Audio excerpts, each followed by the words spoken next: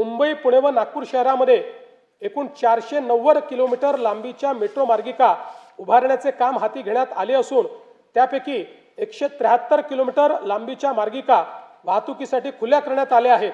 तसेच आगामी वर्षात 50 किलोमीटर लांबीच्या मार्गिका वाहतुकीसाठी खुल्या करण्याचे नियोजन आहे।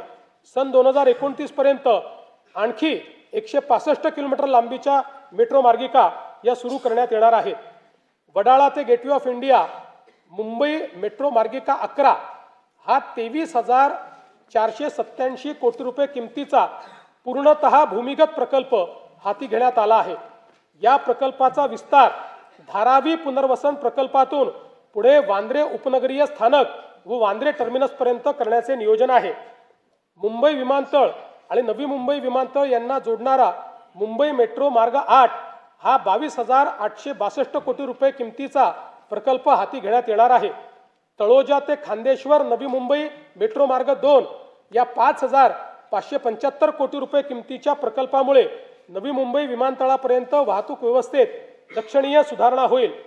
रस्त्यावरील वाहतूक कोंडी दूर करण्यासाठी मुंबई आणि पुणे शहरात भुयारी मार्गांचे जाळे उभारण्याचा शासनाचा मानस आहे। मुंबई शहरातील ऑरेंज गेट पूर्व मुक्त मार्ग ते मरीन ड्राईव्ह दरम्यान भुयारी मार्ग प्रकल्पाच्या लॉन्चिंग शाफ्टचे बांधकाम पूर्ण झाले आहे। हा प्रकल्प डिसेंबर 2028 पर्यंत पूर्ण करण्याचे नियोजन आहे। मुंबईतील पूर्व आणि पश्चिम परिसराला जोडणाऱ्या गोरेगाव मुलुंड या भुयारी मार्गाच्या पहिल्या टप्प्याचे काम अंतिम स्तरावर आहे। ठाणे ते बोरिवली या 18,838 कोटी रुपये किमतीच्या भुयारी मार्गाचे काम प्रगतीपथावर असून जून 2028 पर्यंत तो पूर्ण करण्याचे नियोजन आहे। खारघर ते तुर्भे या सुमारे 6 किलोमीटर लांबीच्या 2,100 कोटी रुपये किमतीच्या भुयारी मार्गाचे काम सप्टेंबर 2028 पर्यंत पूर्ण करण्याचे नियोजन आहे।